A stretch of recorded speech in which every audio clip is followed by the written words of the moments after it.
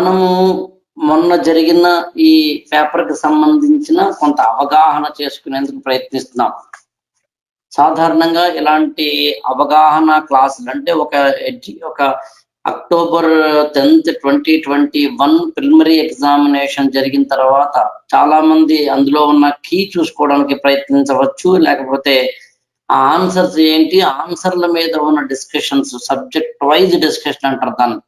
దాన్ని చాలామంది ఇష్టపడుతూ ఉంటారు లేదా చూస్తూ ఉంటారు. కానీ నిజానికి ఇందులో ఎలాంటి టెస్ట్ పేపర్ మీరు చూసినప్పుడు మీరు ఫస్ట్ చేయాల్సింది ఆన్సర్స్ కి ఆఫ్‌కోర్స్ క్యూరియాసిటీతో చూస్తే చూడొచ్చు రాసిన వాళ్ళు కానీ, రాయని వాళ్ళు కానీ.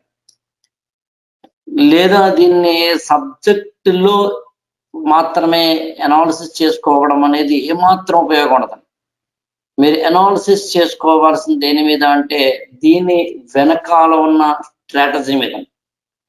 అలాగే ఆన్సర్స్ వీటిని అనాలిసిస్ చేస్తూ మన ఈ గురుకులంలో కూడా నేను ఒక క్లాసెస్ ఇస్తాను. అది అలాగూ చేస్తాను. మామూలు రెగ్యులర్‌గా చేసే పని.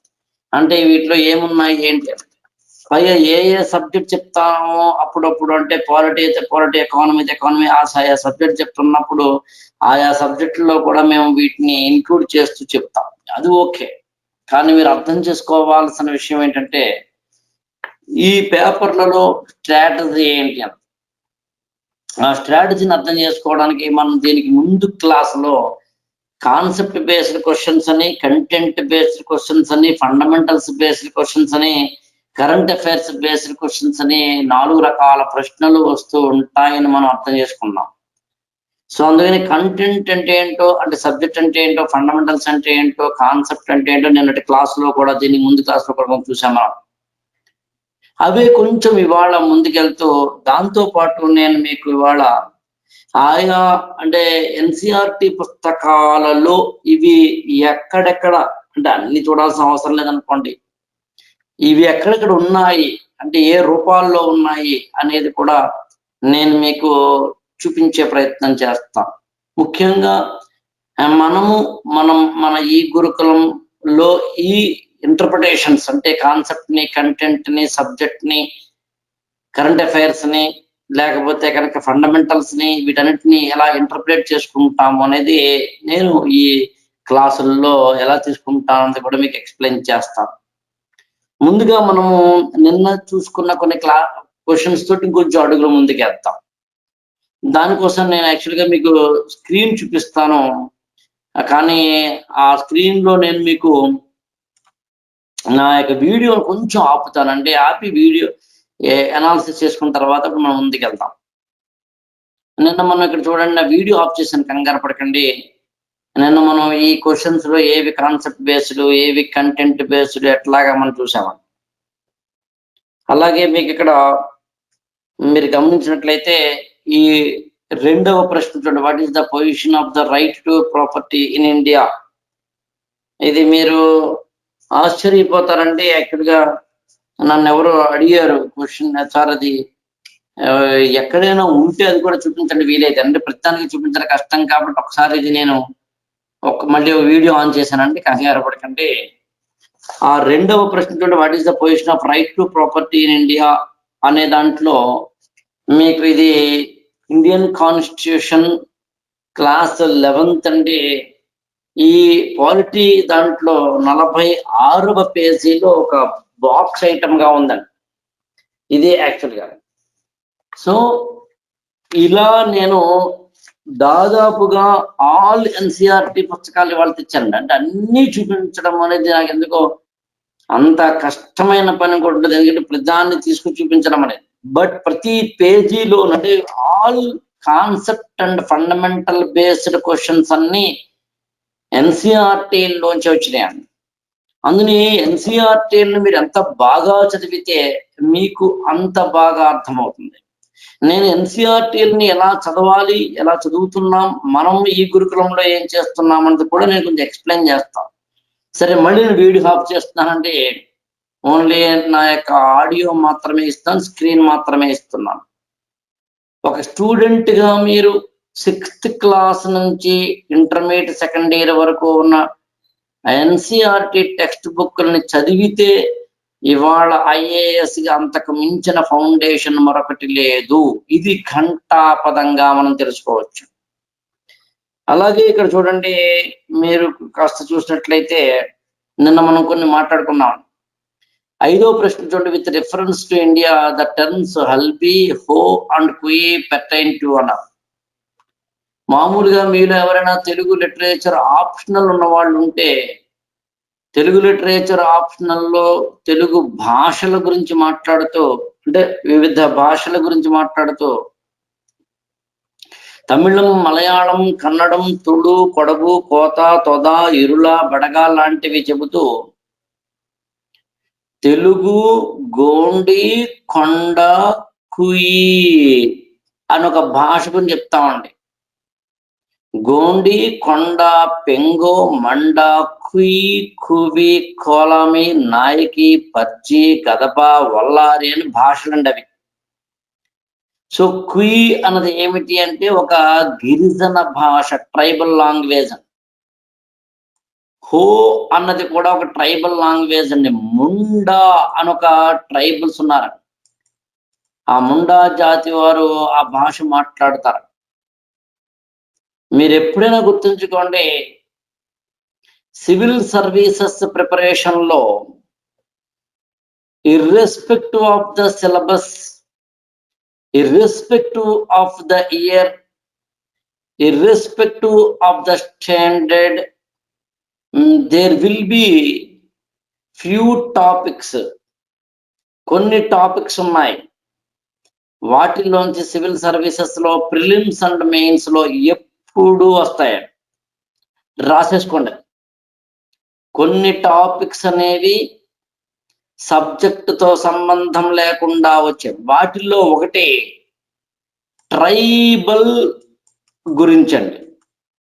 ట్రైబ్స్ లో ట్రైబల్ లాంగ్వేజెస్ గురించి, ట్రైబల్ కల్చర్ గురించి, ట్రైబల్ ఫెస్టివల్స్ గురించి, ఇట్లా ట్రైబల్స్ యొక్క టెరిటరీస్ గురించి, ఏ ఏడాదైనా మీరు exam, whatever year you are going to write the examination, even in the previous years or the upcoming years, if you know about tribals, you are facing at least a single question, at least I am saying.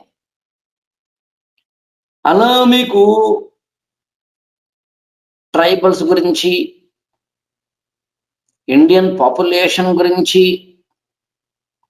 Books and authors గురించి, అలాగే మీకు national flag, national anthem, national song, ఇలాంటి వాటి గురించి, Indian టెరిటరీకి ఉండే boundaries గురించి, ఇలా కొన్ని ఉన్నాయండి. కనీసం ఒక 40 నుంచి 50 టాపిక్స్ ఉంటాయండి అవి. ఇవి నేను ఈ గురుకులం మన క్లాసెస్ లో నేను కవర్ చేస్తాను. వాటిలో కొన్ని మేరా భారత్ మహాన్ అనే పేరుతోటి మన యొక్క భారతదేశానికి సంబంధించిన అంశాలను, లాంగ్వేజెస్ ఇలాంటి వాటితోటి కూడిన, భాషలతోటి కూడిన వాటిని మనం ఇది క్లాసులు చెప్పుకుంటాం. మేరా భారత్ మహాన్ ఆ క్లాసెస్ పేరు, అంటే ఈ దేశం గురించి అని. అందుకని లాంగ్వేజ్ గురించి ఎప్పుడు మనం తెలుసుకోవాలి, ట్రైబ్స్ గురించి మనం ఎప్పుడు తెలుసుకోవాలి. విడిచిపెట్టకూడని, మిస్ కాకూడని these 40 to 50 topics. If you feel, అంటే నేను ఇంకా ఈ క్లాసెస్ మీరు వింటున్న సమయానికి నేను ఇవ్వలేదు ఈ టాపిక్స్ అని మీరు అనుకుంటే, అంటే ఇలాంటి అనాలిసిస్ క్లాసెస్కి అందరినీ మనం పిలుస్తాం కాబట్టి, ఇలాంటి అనాలిసిస్ క్లాసుల్లో నేను పాత స్టూడెంట్స్ మొదలుకొని కొత్త స్టూడెంట్స్ వరకు అందరినీ, ఇంక్లూడింగ్ యూట్యూబ్లో దీన్ని పెట్టడం అనేది ఒక అలవాటు చేసుకుంటాం కాబట్టి అది అందరికి ఉపయోగపడాలి. బ్యాచ్ వైజ్ క్లాసులు జరుగుతాయి, అనాలిసిస్ అనేది అందరికి ఉపయోగించేలా చేస్తాం కాబట్టి ఈ 40 to 50 టాపిక్స్ కనుక మన ఈ గురుకులంలో జాయిన్ అయిన స్టూడెంట్స్ ఇంకా అందలేదని మీకు అనిపిస్తే, అందలేదంటే నా ఉద్దేశం టాపిక్స్ యొక్క టైటిల్స్ అదొకసారి నాకు గుర్తు చేస్తే మీరు ఎవరైనా ఆ టాపిక్స్ మీకు ఇచ్చే ప్రయత్నం చేస్తాం. అవి ఎలాగో మనం వీడియో క్లాసెస్లో కవర్ చేసుకుంటాం. నేను మీకు చెప్పాలనుకుంటుంది ఇదే, మీరు ఎన్నో పుస్తకాలు చదువుతున్నారు, ఎంతో నాలెడ్జ్ గెయిన్ చేస్తున్నారు. ఇది నేను అకాడమిక్స్ అయినా, 10th క్లాస్ పిల్లాడైనా, ఇంటర్మీడియట్ పిల్లాడైనా, బీటెక్ పిల్లాడైనా, ఎంటెక్ పిల్లాడైనా, డిగ్రీ చదువుతున్న అమ్మాయి అయినా, ఎవరైనానండి. You should know what should be read for that concerned particular examination. That's all. So I request all of you to please have such a list. Even I am going to give such a list. I think around 500 topics ని select చేసి ఇగో ఈ topics compulsory చదవాలని మళ్ళీ వాటిలో filter చేసి ఒక 50 నేను ఇస్తూ ఉంటాను. అందుకని మీరు ఎగ్జామినేషన్ కి ప్రిపేర్ అవుతున్నప్పుడు what to read, that is most important. అలాగే హో అనేది ఒక ముండా జాతి వారి యొక్క భాష. అలాగే హల్బీ అని అది కూడా లాంగ్వేజ్. హల్బీ అనేది ఒడిస్సా అంటే ఒడియా అంటాం కదా, దానికేను మరాఠీకి మధ్యస్థంగా ఉండే ఒక ట్రైబల్ లాంగ్వేజ్ అండి హల్బీ అనేది. మామూలుగా మీకు డౌట్ రావడం, అదేంటి సార్ ఒడిస్సా ఎక్కడ ఉంటుంది, మహారాష్ట్ర ఎక్కడ ఉంటుంది, ఈ రెండింటి మధ్య ట్రాన్సిషన్ ఏంటంటే ఇలా మధ్య తిరుగుతా అంటే అది అర్థం అది కాదు. మళ్ళీ నేను అవన్నీ చెప్పాలి అంటే భారతదేశంలో ఎన్ని భాషలు ఉన్నాయో చెప్పాలి. అవే ఇక్కడ అవసరం లేదండి. అవసరం లేదంటే ఇక్కడ నేను చెప్పాలనుకుంటుంది మీకు స్ట్రాటజీ అండి, నాట్ సబ్జెక్ట్. మన ముందే చెప్తాను. నేను ఇప్పుడు దాని ఆన్సర్ హల్బీ, హో, కుయి అనేవి ట్రైబల్ లాంగ్వేజెస్ అని, Indo Aryan languages, Dravidian languages, Austro Asiatic languages, Mundarian languages, Sino Tibetan languages అని చెప్పి నా యొక్క పాండిత్యాన్ని మీ ముందు ప్రదర్శించే ఉపయోగం లేదు. అంతకన్నా నేను there are 40 to 50 topics which are very important for the examination. You should not miss them. List out them and read about these 40 to 50 topics as soon as possible in our preparation. The first 1 year of your preparation, if you know all these things, అందుకనే ఒక notebook లాంటిది పెట్టుకోండి, ఒక చిన్న notebook పెట్టుకోండి. ఆ notebook లోనంటే మీకు అంటే ఉదాహరణకి అంటే ఇది కూడా మరి నేను వీడియో ఆన్ చేసి చూపిస్తున్నాను. ఇలాంటి ఒక నోట్బుక్ లాంటిది ఏదైనా పెట్టుకోండి. అంటే నేను ఓన్లీ ఫర్ అవర్ పర్పస్ కోసం ఇది పెట్టాను కాబట్టి నేను ఇదే చూపిస్తాను. యాక్చువల్గా మామూలుగా అయితే మీ అందరికీ తెలుసు అనుకున్నాను, నేను ఎప్పుడు కూడా ఒక ప్లానర్ లాగా వాడుతూ ఉంటాను. మన యొక్క ఈ గురుకులం ప్లానర్ కూడా ఇక్కడే ఉంది. యాక్చువల్గా సారీ అండి, దిస్ ఈజ్ ఈ గురుకులం ప్లానర్. ఎవ్రీడే మీరు ఏం చదవాలో ఏం రాయాలో ఇందులో ఉంటుంది. ఇప్పుడు ఈ ప్లానర్ నేను మీకు ఇవ్వగలను, కానీ ఈ ప్లానర్ ని నోట్ చేసుకోవాలి ఎవ్రీడే, ఇది నాకు ఇంపార్టెంట్ అనే ఒక సెన్స్ మీకు ఇవ్వగలను. కానీ ఇంప్లిమెంటేషన్ నేను మీ ఇంటికి వచ్చి మీ పక్కన కూర్చొని గోరుముద్దలు తినిపిస్తుంది అని రాయించలే. అందుకనే అంటానన్నమాట, ర్యాంక్ వచ్చిన వాళ్ళకి రాని వాళ్ళకి ఇదే చెప్తాను నేను.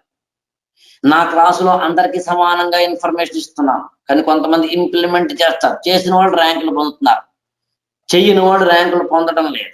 ఇప్పుడు ర్యాంక్ ఎవరి వల్ల వచ్చింది? నేను చెప్పడం వల్ల వచ్చిందా, నువ్వు చేయడం వల్ల వచ్చిందా? అందుకని as a faculty I don't have ethical right to disclose all the rankers. I don't have ethical and moral right అని చెప్పి నేను ర్యాంకర్స్ పేరు చెప్పను. అంతకంటే ఏం కాదు. ఈ బుక్ వెనకాలే చూడండి కావాలంటే ర్యాంకర్లు ఎంతమంది ఉన్నారన్నది. That is not the point, but I can provide, I can make it get printed, I can send you through courier, I can ask you to write, I can review whenever you meet me, but every day it is your duty to write. That's all. అందుకని what I mean to say, అలా మీరు ఇది యాక్చువల్గా నేను ఆ 50-60 topics కి సంబంధించి రాసే ఇలాంటి పుస్తకాలు రాస్తుంటాను కాబట్టి నేను అంటే ఇలా పెట్టుకుంటామండి సరదాగా, అంటే ఈజీ అయిపోతాను. అలా 40-50 టాపిక్స్ ని ఇలా రాసుకుంటూ వెళ్తే ఆ టాపిక్స్ అన్నిటిని మనం ఒకేసారి చదువుకున్నామా లేదా, అంటే ఇక్కడ ఒక టాపిక్ రాసుకోవడం ఆ టాపిక్ పక్కనేమో మీరు ఒక చిన్న మార్జిన్ పెట్టుకోవడం, టిక్లు పెట్టుకుంటూ వెళ్ళిపోవడం. దీనికోసం ప్రత్యేకంగా ఒక నోట్ బుక్ పెట్టుకోండి, ఇలాగా ఆ నోట్ బుక్ లో రాసుకోండి.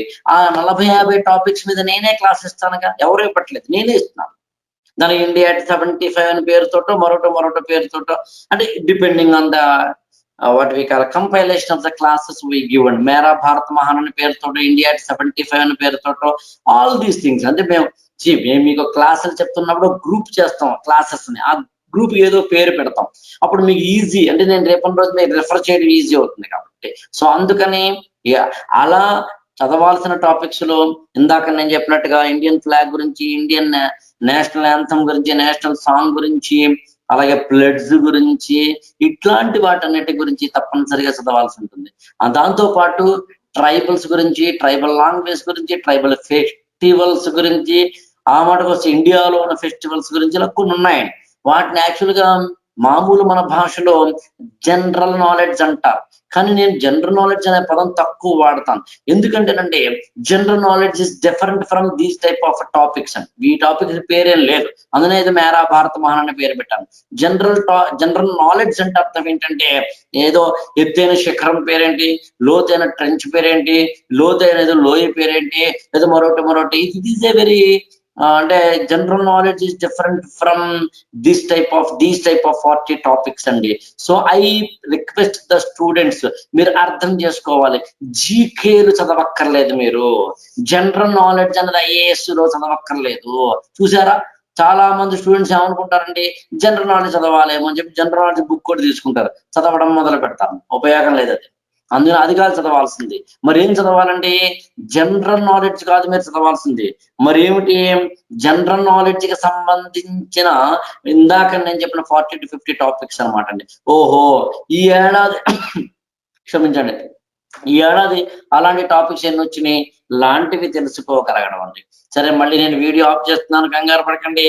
మళ్ళీ నేను మన ఇంపార్టెంట్ పాయింట్స్ లోకి వెళ్తానండి. అంటే ఎలా సంపాదించుకోవాలి, మీరు ఏమిటి అని ఒకసారి మీరు అగైన్ చూడండి. ఇక్కడ 6వ క్వశ్చన్ ఒకసారి చూసినట్లయితే, నేను వరుసగా అన్ని క్వశ్చన్స్ ఇలా చేస్తాను అనుకోకండి. వరుసగా అన్ని క్వశ్చన్స్ చేస్తున్న వీడియోలు మీకు ఇచ్చేస్తాను. ఈ గురుకులం స్టూడెంట్స్ కి ఈ 100 వీడియోల్ని తయారు చేసినవి ఇచ్చేస్తాను మీకు. That you need not to worry. ఓకేనా, అది కాదు ఇక్కడ పాయింట్. అక్కడ చూడండి 6th క్వశ్చన్ నుండి మామూలుగా మీకు రెండవ దాంట్లో చూడండి, ఈ సస్పెండెడ్ ఓన్లీ వన్స్ అన్నారు, కాదండి. ఐ థింక్ 1978లో ఒకసారి, 79లో ఒకసారి, 1993 నుంచి 1997 వరకు ఇలా చాలా సార్లు సస్పెండ్ అయినాయి. అలా దాంతో పాటు అందులో ఇవ్వబడినవన్నీ అసలు భారతరత్న, పద్మ అవార్డు లాంటి వాటికి కాన్స్టిట్యూషన్ తో సంబంధం లేదు. పైగా అవి కాన్స్టిట్యూషనల్ కొన్ని రైట్స్ కి వ్యతిరేకం అంట. అలాగే మాక్సిమం 5K రిస్ట్రిక్ట్ కాలేదు. కానీ ఇన్స్టిట్యూటెడ్ in the year 1954. Padma awards లాంటివి, నోబెల్ ప్రైజెస్ లాంటివి ఇందాక నేను చెప్పిన 40-50 లాంటి టాపిక్స్ లో ఉంటాయి. ప్రతి ఏడాది వాటిని మనం చదువుకోవాల్సిందే. ఆ టాపిక్స్ ని సెలెక్ట్ చేసుకుని పెట్టుకోవడం, వాటిని చదువుతూ వెళ్ళగలగడం. అలాంటిదేనండి ఇంకొకటి ఉంది, అదేంటంటే మినిస్ట్రీస్. ప్రతి ఏడాది, each and every year about ministries ఒక క్వశ్చన్ అయినా వస్తుందండి. ఇండియాలో మీరు ఎగ్జిక్యూటివ్, లెజిస్లేచర్, జ్యుడిషియరీ అనే 3 ఉన్నాయి.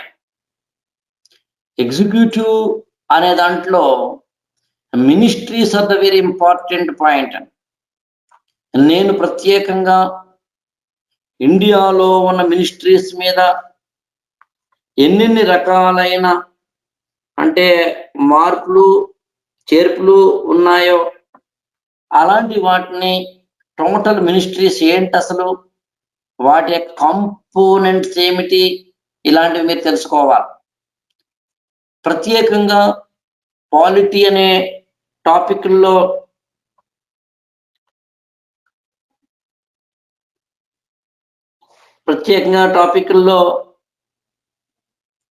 మీకు ఎలాగో నేను క్లాస్లో చెప్తాను, ఈవెన్ పాలిటీలో కూడా ఉంటుందండి. మీరు లక్ష్మీకాంత్ బుక్ ఓపెన్ చేసిన, ఎన్సీఆర్టీ పుస్తకాలు ఓపెన్ చేసిన, ఆ 14th క్వశ్చన్ చూడండి. యాక్చువల్లీ ఇది డైరెక్ట్ క్వశ్చన్ అండి.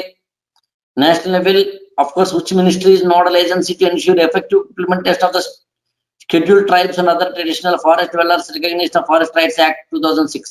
ఇది డైరెక్ట్ క్వశ్చన్ అండి. Ministry of tribal affairs. సాధారణంగా మనకి ఎగ్జామినేషన్లో ప్రధానమైనది ఏంటంటే కన్ఫ్యూజన్ని, క్లారిటీని తెచ్చుకోవడం. నేను నిన్న క్లాసులో కూడా చెప్పాను మీకు, ఎలిమినేషన్ ప్రాసెస్ అని ఒకటి ఉంటుందా. సాధారణంగా ఇది ఫారెస్ట్ డ్వెల్లర్స్ కి సంబంధించింది కాబట్టి we may go to forest and climate change లాంటివి. కానీ 14వ ప్రశ్న మీరు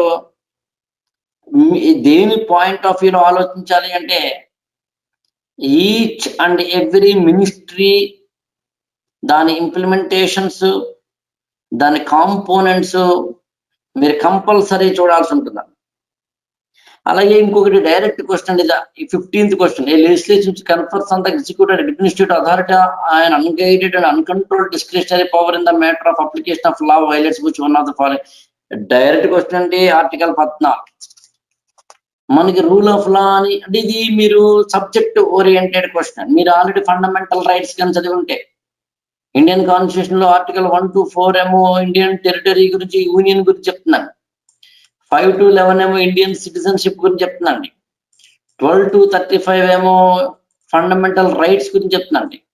36 నుంచి 51 వరకు ఏమో directive principles of state policy చెప్తున్నాండి.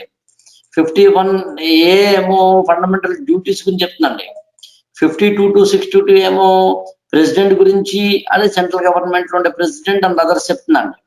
So అందుకని మీకు ఆర్టికల్ 14 ఏం చెబుతోంది, 28 ఏం చెప్తోంది, 32 ఏం చెప్తోంది, 44 ఏం చెప్తోంది, ఇలాంటి వాటిని మీరు ఎంత తరువుగా చదివితే, ఇండియన్ కాన్స్టిట్యూషన్ లో ఇంపార్టెంట్ ఆర్టికల్స్ ఏమేమి చదవాలి అనేది నేను ఆ క్లాస్ వచ్చినప్పుడు చెప్తాను. నేను మళ్ళీ చెప్తున్నాను మీకంటే, నేను ఈ గురుకులంలో మీకు చేసే మంచి ఏదైనా ఉంది అంటే ఓన్లీ వన్ థింగ్ అండి. అది ఏంటంటే కాన్సెప్ట్స్ ని బాగా చెప్పడం అండి. అరటిపండు ఒలిచి పెట్టి చేతిలో చెప్పడం. చిన్న పిల్లలకి చెప్పినట్టుగా 5వ తరగతి పిల్లలకి, 6వ తరగతి పిల్లలకి ఏదో చెప్తారు చూడండి, ఏదో బుచ్చి కన్నలకి, బంగారు తండ్రులకి చెప్తారు కదా, అలా చెప్పడమే నేను చేసే పని అండి. అంతకుమించి ఇంకేం కాదు. ఇప్పుడు 16వ ప్రశ్న చూడండి. మీరు యూపీఎస్సి ప్రిపరేషన్ లో కామన్ సెన్స్ అనేది ఎప్పుడు కలిగి ఉంటే ఎగ్జామినేషన్ లో 10% ఆఫ్ ద క్వశ్చన్స్ మీరు సక్సెస్ఫుల్ గా పెట్టుకోవచ్చు. అంటే అవుట్ ఆఫ్ 100 10 క్వశ్చన్స్ మీరు ఈజీగా తెచ్చుకోవచ్చు. It needs only common sense. Common sense అంటే ఏమిటి అని అంటే ఒక్క మాటలో చెప్పాలి అంటే సమయస్ఫూర్తి అంటారు. సమయస్ఫూర్తి. ఉదాహరణకి,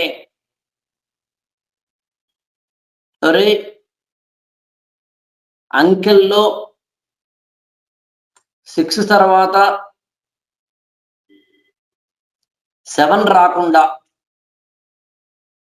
వచ్చే అంకె ఏంటి చెప్పరా అని ఎవరిని అడిగారు అనుకోండి.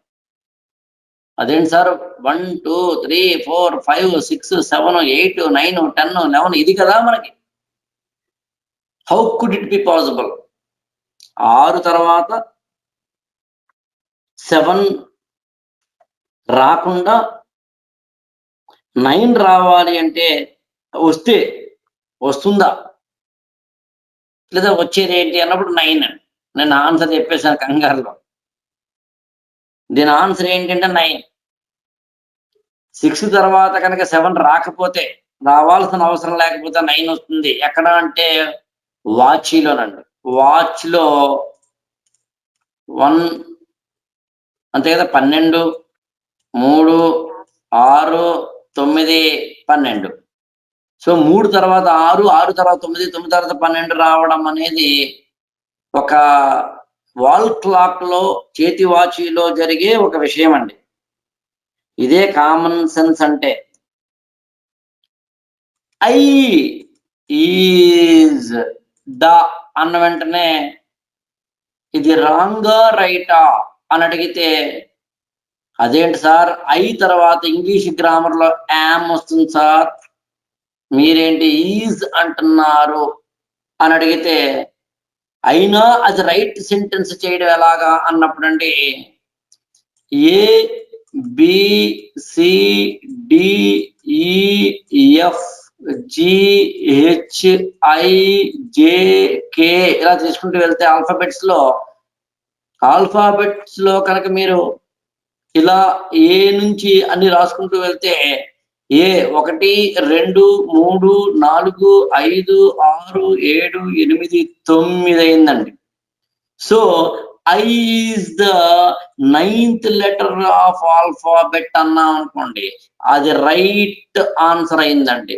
ఇప్పుడు ఐ తర్వాత యామ్ మాత్రమే రావాలి అనే ఒక ఇంగ్లీష్ గ్రామర్ లోంచి ఐ ఈజ్ ద అన్నప్పుడు అది వేరే సెంటెన్స్ అయింది. ఇలా ఆలోచించడాన్ని కామన్ సెన్స్ అంటారండి.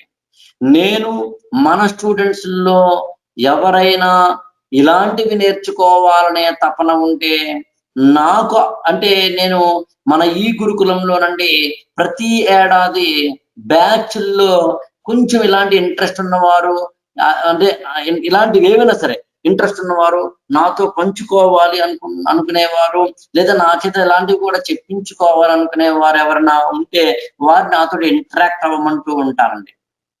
ఇలాంటి వాటిల్లో ఇంటరాక్ట్ అవ్వాలి అనుకున్న వాళ్ళు ఎవరైనా ఉంటే ఏంటి, ఇది ఒకటే కాదు, ఉదాహరణకి చాలా ఉన్నాయి యాక్చువల్గానండి. మ్యాథమెటిక్స్ లో కూడా ఇలాంటివి చాలా ఉంటాయి, మీరు గమనించి ఉంటారు. వాటిని పజిల్స్ అని ఇలాంటి పేర్లతో మనం పిలుస్తూ ఉంటాం. అలాంటి వాటిని ఎక్కువ చేసుకుంటే మనకి కామన్ సెన్స్ వస్తుందండి. సివిల్ సర్వీసెస్ ప్రిపరేషన్ లో మనల్ని కాపాడేది కామన్ సెన్స్. ఇలాంటి ఇందాక నేను చెప్పినట్టుగా ఐ ఈజ్ ద కానీ ఇంకోటి కానీ ఇలాంటి కూడా 100 ఉదాహరణ చెప్పగలనండి. మీకు ఎందుకు తెలియదండి? ఇంకో ఉదాహరణ చెప్పుకుందాం సరదాగా. మీరు చిన్నప్పటి నుంచి వినుంటారండి. ఏమిటది? మీ కామన్ సెన్స్ అంటే ఏంటి అన్నదానికి అనమాట అండి. ఏది? ఒక చెట్టు మీద 10 పక్షులు ఉన్నాయి, నేను కనుక తుపాకీతో పేలిస్తే ఒక పక్షికి కనుక ఏదో తగిలితే, ఇప్పుడు ఆ చెట్టు మీద ఎన్ని పక్షులు ఉంటాయి, నేలకి ఎన్ని పక్షులు రాలుతాయి? ఇది ప్రశ్న అనుకోండి. మీరందరూ చిన్నప్పుడు విన్నారు.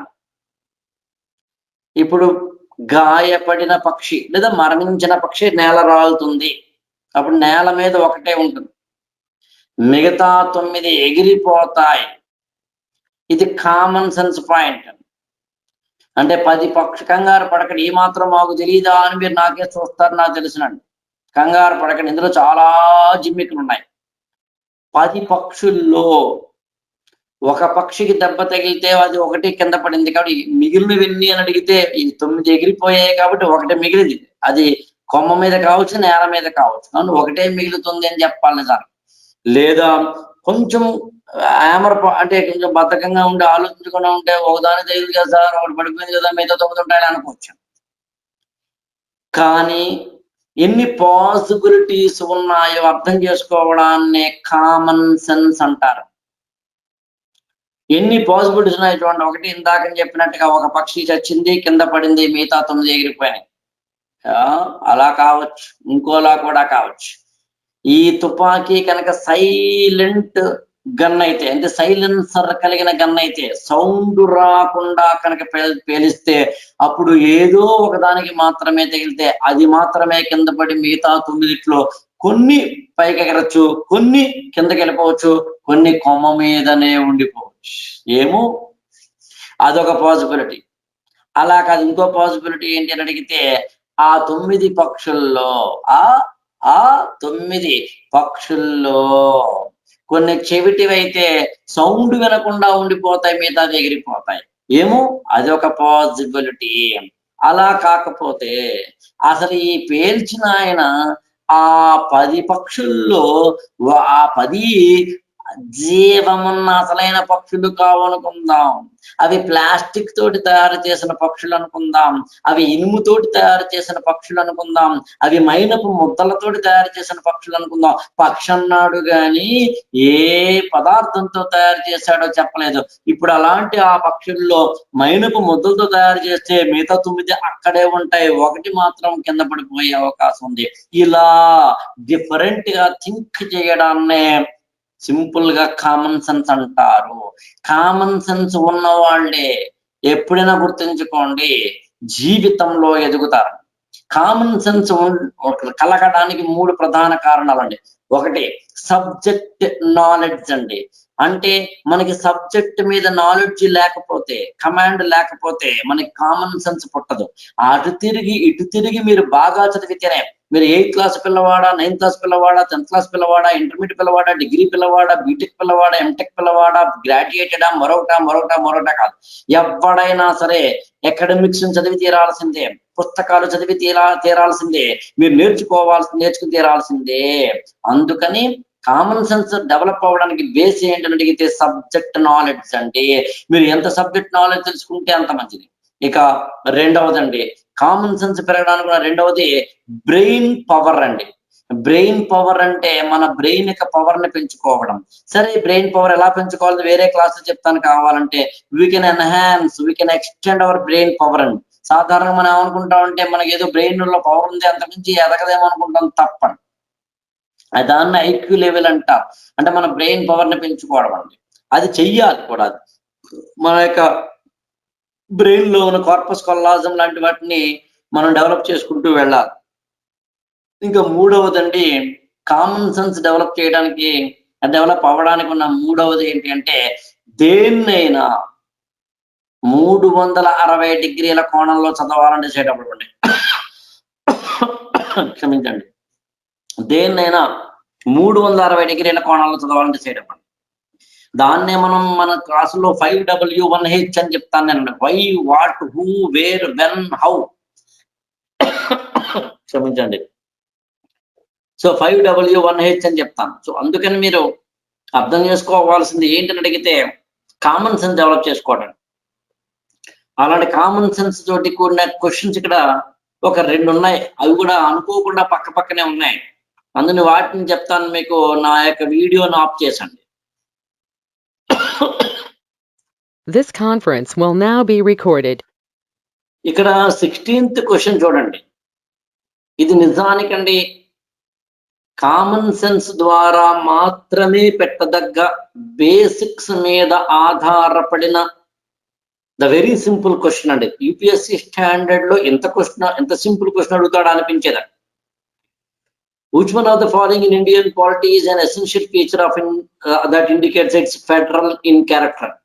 Of course, ఫెడరలిజం అంటే ఏంటో మీకు తెలియకపోతే ఈ క్వశ్చన్ అర్థం కాదు, అంతే కదా. అందుకే కదా ఇందాక నేను చెప్పాను మీకండి, ఫెడరలిజం అనేది అంటే సబ్జెక్ట్ బేస్డ్ అనమాట. సబ్జెక్ట్ మీద మీకు అవగాహన ఉండాలి. ఈ వీడియో వింటున్నలో చాలా మందికి ఫెడరలిజం అంటే ఏంటో తెలియదేమో అనే ఉద్దేశంతో నేను కొంచెం 2 సెకండ్లలో బ్రీఫ్ చేస్తానండి. సెంట్రల్ గవర్నమెంట్ ఉండి, స్టేట్ గవర్నమెంట్స్ ఉండి, జిల్లా స్థాయిలో గవర్నమెంట్స్ ఉండి, ఇలా సెంట్రల్ గవర్నమెంట్ కి కొన్ని అధికారాలు ఉంటూ, స్టేట్ గవర్నమెంట్స్ కి కొన్ని అధికారాలు ఉంటూ, ఇంకా ఈ కింది స్థాయి జిల్లాలకు కూడా, గ్రామాలకు కూడా మంచి అధికారాలు ఉంటే దాన్ని ఫెడరల్ అని ఇంగ్లీష్లోను, సమాఖ్య అని తెలుగులోను అంటారు. అలాంటి ఫెడరల్ నేచర్కి కావాల్సింది ఏంటి? ఇప్పుడు ఫెడరలిజం అంటే ఏంటో మీరు ఎన్ని తెలుసుకున్నా అంటే సబ్జెక్ట్. ఇక్కడ మీరు కామన్ సెన్స్ అప్లై చేస్తే ఈ ఆన్సర్ పట్టుకోవచ్చు. నేను దీన్ని కింద నుంచి చదువుతాను. Fundamental rights are enforceable by courts of law. ఈ option Union cabinet can have elected representatives from regional parties. ఈ option union legislature has elected representatives from constituent units. ఈ option independence of judiciary safeguard. ఈ option మీకు రహస్యం తెలుసా అండి? ఈ answer కి ఏదో ఈ క్వశ్చన్ కి 4 ఆన్సర్స్ రైట్ అని. ఈ క్వశ్చన్ కి 4 రైటే, కానీ ఎసెన్షియల్ ఫీచర్ అడిగాడు. అంటే ఈ 4 ఫీచర్సే, దట్ ఈజ్ కామన్ సెన్స్. ఈ 4ట్లో ఏది అసలైనది? ఆఫ్ కోర్స్ ఫండమెంటల్ రైట్స్ అనేవి ఇండివిజువల్ పర్సన్స్ కి సంబంధించింది. ఫెడరల్ అనేది సెంట్రల్ గవర్నమెంట్ కి, స్టేట్ గవర్నమెంట్స్ కి, డిస్ట్రిక్ట్ గవర్నమెంట్స్ కి సంబంధించింది. కాబట్టి ఇండివిజువల్ కి ఫెడరల్ కి సంబంధం లేదు. కాబట్టి డి ఆన్సర్ కాదు. యూనియన్ క్యాబినెట్ అయినా, యూనియన్ లెజిస్లేచర్ అయినా, వేరియస్ రీజనల్ పార్టీస్ నుంచో, వేరియస్ కాన్స్టిట్యూషన్స్ నుంచో ఉండడం అనేది ఫెడరల్ నేచర్ అయితే అయి ఉండొచ్చేమో తప్ప అదే అసలైంది కాదు. మరి ఈ 3 కానప్పుడు ఆటోమేటిక్ గా ఇది అవుతుందండి. ఇప్పుడు కామన్ సెన్స్ అనే దాన్ని జేబులోంచి బయటకు తీయండి. సెంట్రల్ గవర్నమెంట్ కి కొన్ని అధికారాలు ఉంటే it is giving some of the authorities to the state governments. am I right? That is the core element of federalism. ఇప్పుడు సెంట్రల్ గవర్నమెంట్ తన అధికారాలు పాల్గొంటుందా? అత్తగారితోటి కోడలతోటి సరదాగా పోలుద్దాం. అన్ని అధికారాలు నాకే ఉండాలి అత్తగారు అనుకుంటుంది, అన్ని అధికారాలు నాకే ఉండాలని కోడలు అనుకుంటుంది, అన్ని అధికారాలు నాకే ఉండాలని స్టేట్ గవర్నమెంట్స్ అనుకుంటాయి, అన్ని అధికారాలు నాకే ఉండాలని సెంట్రల్ గవర్నమెంట్ అనుకుంటుంది. ఇప్పుడు ఈ పిట్ట పోరుని ఎవరు తీర్చాలి? న్యాయ వ్యవస్థ ఉన్నదే అందుకు. జ్యుడిషియరీ ఎందుకుంది? సెంట్రల్ గవర్నమెంట్ కానీ, స్టేట్ గవర్నమెంట్ కానీ కొట్టుకుంటుంటే ఆపడానికి.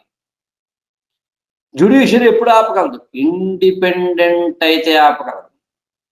సెంట్రల్ గవర్నమెంట్ మీద కానీ, స్టేట్ గవర్నమెంట్ మీద కానీ ఆధారపడాల్సిన అవసరం లేని ఒక విధమైన జ్యుడిషియరీ కనుక ఏ దేశంలో ఉందో ఆ దేశంలో ఫెడరలిజం అనేది ఉంటుంది. ఇదే అన్నమాట కామన్ సెన్స్ అంటే. కానీ మీరు గమనించారా, ఈ కామన్ సెన్స్ అనే ఇల్లు సబ్జెక్ట్ అనే గోడల మీద ఆధారపడింది, గుర్తుంచుకోండి. అందుకని దీని ఆన్సర్ ఏ. సేమ్ అలాంటిదే 17th క్వశ్చన్.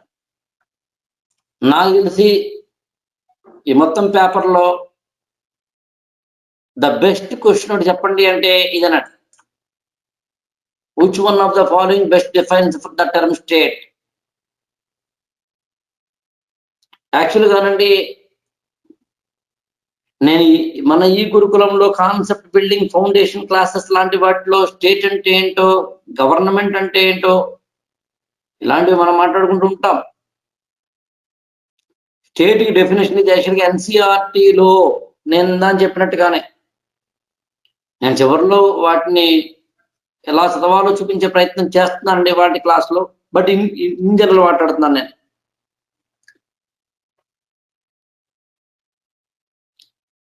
ఈ 4 డెఫినేషన్స్ కూడా స్టేట్ ని డిఫైన్ చేస్తాయి. ఐ థింక్ వీటిలో 1-2 ఐ థింక్ ఇది అబ్రహం లింకన్ ఇచ్చిందండి. రెండవది జేకే బ్లూమ్స్టిల్ అని ఆయన ఇచ్చింది, జేకే బ్లూమ్స్టిల్. మూడవది గాంధీ మహాత్ముడు ఇచ్చిందండి. 4వది డాక్టర్ బిఆర్ అంబేద్కర్ ఇచ్చిందండి, బాబాసాహెబ్ అంబేద్కర్ ఇచ్చింది. ఐ రిపీట్, ఫస్ట్ది అబ్రహం లింకన్ ఇచ్చిందండి, రెండవది జేకే బ్లూమ్స్టిల్ అని ఆయన ఇచ్చిందండి, 3 గాంధీజీ ఇచ్చిందండి, 4 అంబేద్కర్ ఇచ్చిందండి.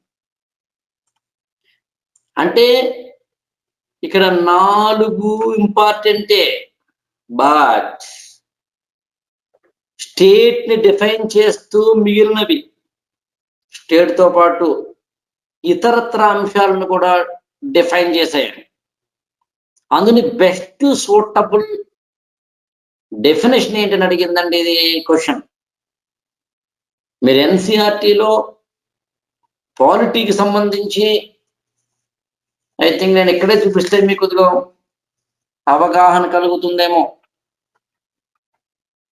మీకు మీరు ఇక్కడ చూడండి, యాక్చువల్గా నేను ఇవన్నీ చూపించడం కష్టం, బట్ కొన్ని ఎన్సీఆర్టీ పుస్తకాలు తీసుకొచ్చానండి. వాటిల్లో మీకు కొన్ని పాలిటిక్స్ సంబంధించి డెమోక్రాటిక్ పాలిటిక్స్ 2 వాల్యూమ్ 2 ఇది class 10th, social and political life 1 class 6th, democratic politics 1 class 9th. ఇందా అని చెప్పిన 10th ఇది 2 సిరీస్ అనమాట.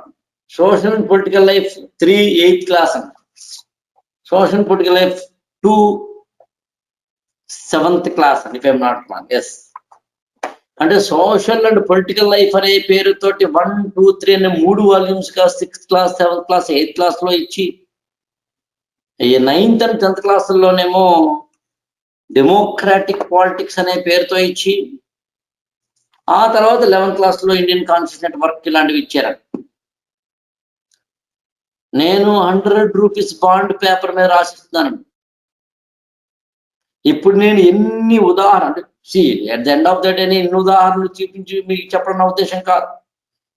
The point is you have to believe me, have to trust me, that's all. పైగా నాకేం పని, ఇప్పుడు ఎన్సీఆర్టీలో ఉంది సార్ చూసారని, it's not my cup of tea. ఇంకేదో నా మెట్లో ఉంది సార్ నన్ను నమ్మండి సార్, నాకు అడ్మిషన్స్ కావాలి sir, no never. It is not at all my agenda. The only one thing that I'm very confident that I'm making you to go in a very good, wonderful path which leads to the Dholpur House under Union Public Service Commission or Mussoorie. అంతే, అంతకుమించి ఇంకోటి ఏమీ కాదు. కాబట్టి simple గా చెప్పాలి అంటే, ఒక్క మాటలో చెప్పాలి అంటే, మీకు ఈ పుస్తకాలన్నీ చదివితే నేను మీకు కాన్సెప్ట్ బిల్డింగ్ ఫండమెంటల్ క్లాసెస్ అని చెప్తా. మీకు చిన్న చక్కగా సింపుల్ గా ఒక ఇది చూపిస్తాను చూడండి. బహుశా నాకు తెలిసి this is very very crucial. ఎన్సీఆర్టీకి సంబంధించి డెమోక్రసీని, పొలిటికల్ పార్టీస్ ని, కాన్స్టిట్యూషన్ ని, గవర్నమెంట్ ని, ఎగ్జిక్యూటివ్ జ్యుడిషియరీని, సెంట్రల్ స్టేట్ ని, పంచాయత్ ని, ఇలాంటి వాటిని చూసుకున్నప్పుడు 7th క్లాస్ లో, 9th క్లాస్ లో, 10th క్లాస్ లో, 11th క్లాస్ లో, 9th క్లాస్ లో, 10th క్లాస్ లో, 11th క్లాస్ లో, 6th క్లాస్ లో, 8th క్లాస్ లో, 8th క్లాస్ లో, 9th క్లాస్ లో, అంటే సెంట్రల్ స్టేట్ అనే ఒక దాన్ని 10th క్లాస్ లో ఫస్ట్ 2 లెసన్స్, 11th క్లాస్ లో 7th లెసన్, ఈ 3 లెసన్స్ కలిపితే ఒకటి అనమాట. మీరు 10th క్లాస్ 2 లెసన్స్ వేరుగాను, 11th క్లాస్ 7th క్లాస్ వేరుగాను ఇలా చదువుతూ వెళ్తారు. ఇలా ఇందులో మళ్ళీ చదవాల్సిన అవసరం నేను 6th క్లాస్ లో 5, 6, 7, 8 చదవాల్సిన అవసరం నేను ఉంటాయి, కానీ 11th క్లాస్ 8th చాప్టర్ మాత్రం చదవాలి. ఇలా నేను ముందు ఒక డిజైన్ చేసుకుని టోటల్ 44 లెసన్స్ ఉన్నాయి ఎన్సీఆర్టీ పాలిటీలో. అందులో 37 వెరీ వెరీ ఇంపార్టెంట్, మిగతా అవసరం లేదు. ఏం అవసరమో చూసుకుని ఎప్పుడెప్పుడు ఏ క్లాస్, పొలిటికల్ పార్టీస్ అంటే ఏ లెసన్ చదవాలి, డెమోక్రసీ అంటే ఏ లెసన్ చదవాలి, కాన్స్టిట్యూషన్ అంటే ఏ లెసన్ చదవాలి, ఇలా అనేకమైన లెసన్స్ చూసుకుంటూ అప్పుడు నేను మీకు కాన్సెప్ట్ బిల్డింగ్ ఫండమెంటల్ క్లాసెస్ అని చెప్తాను. అందుకని ఈ 17th క్వశ్చన్ లాంటిది అంటే ఒక జేకే బెన్స్టిల్ కానీ, అబ్రహం లింకన్ కానీ, బాబాసాహెబ్ అంబేద్కర్ కానీ, మహాత్మా గాంధీ కానీ, ఇలాంటి వాళ్ళు ఇచ్చిన స్టేట్మెంట్స్ ఈ పుస్తకాల్లో ఉన్నవే. అక్కడొకటి ఉంటుంది, కానీ ఒక టాపిక్ తీసుకుని వాటిని కలపగలిగేలాగా చదవడమే నేర్పడతాను. That I think the only one faculty among all the faculty fraternity from Delhi to Gully, I'm the only one person doing in such a manner, a very meticulous manner. ఇది కేవలం ఒక example మాత్రమే. నేను economy కూడా అలాగే చేస్తాను, science and technology కూడా అలాగే చేస్తాను, జాగ్రఫీ కూడా అలాగే చేస్తాను, ఈవెన్ సోషియాలజీకి సంబంధించి కూడా అలాగే చేస్తాను. So at the end of the day మీరు అర్థం చేసుకోవాల్సింది, ఈ నేను ఏం చేస్తున్నానని మీకు చెప్పడం ద్వారా మీరు నాతో సమానంగా జర్నీ చేయాలని చెప్పడం నా ఉద్దేశం. ఇక్కడ చూడండి, స్టేట్ కి సంబంధించి మీరు కనుక చూస్తే ఇందులో 4 రైట్ అనండి, కానీ ఆన్సర్ మాత్రం ఏ. Abraham Lincoln అందించారంట. ఎందుకు రైట్ బెస్ట్ డిఫరెన్స్ అంటే మిగతావి కూడా డెఫినేషన్స్ బట్ బెస్ట్ అని అర్థం. అనుకున్నప్పుడు ఒకసారి నేను మీకు కింద నుంచి వస్తాను. A society permanently living in a definite territory with central authority and executive responsible to the central authority and independent judiciary. ఇది a state with unitary nature గురించి చెప్పే ఒక డెఫినేషన్. అది స్టేట్ తో యూనిటరియన్.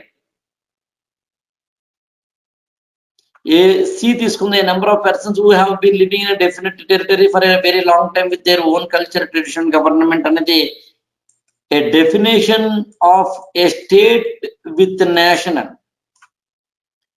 మీకు అర్థమవుతోందండి?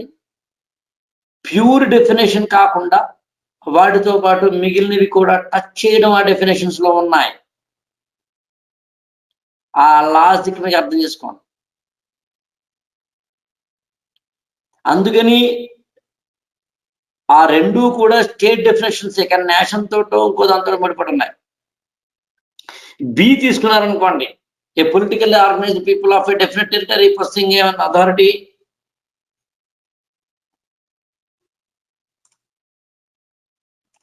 This conference will now be recorded. A politically organized people of a definite territory and possessing an authority to govern them, maintain law and order, protect their natural rights with safeguard their means of sustenance అనేది state and government రెండింటితోటి ముడిపడిన ఒకనొక statement అండి. But pure state కి community of persons permanently occupying a different territory independent of external control and possessing an organised government. State అంటే ఏమిటి అంటే organised government ఉండాలి, బయట వాళ్ళు ఎవరు దాని మీద కంట్రోల్ ఉండకూడదు. సింపుల్ నేక్డ్ డెఫినేషన్ అండి, అందుకే అడిగాడండి, అంతే. సో ఇప్పుడు ఈ 4 స్టేట్మెంట్స్ ఈ పుస్తకాల్లో ఉన్నాయి. కానీ ఒక స్టేట్మెంట్ ఒక చాప్టర్ లో, ఒక స్టేట్మెంట్ ఇంకొక చాప్టర్ లో, ఒక స్టేట్మెంట్ ఇంకో చాప్టర్ లో ఉంది.